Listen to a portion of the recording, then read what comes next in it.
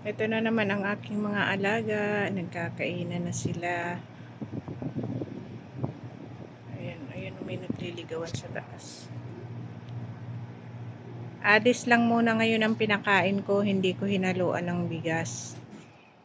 Hindi kasi ako nakakuha kagabi eh.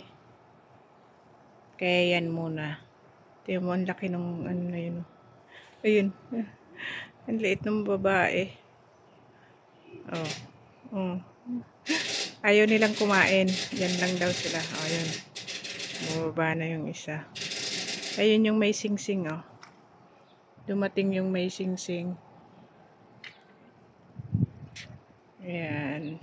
Oh, naghiwalay din. Ayun, bumaba na yung babae. Pigeon here in the rooftop. This is my pigeon today. There is one pigeon hibring. Ayun, may sing-sing siya. Yung isa ayaw pa bumaba. Oh. Ayan. Oh, ayaw kumain. Natakot doon. Diyan si Balbon lagi. Oh. Ayan. Okay, bye-bye my pigeon. I will go work.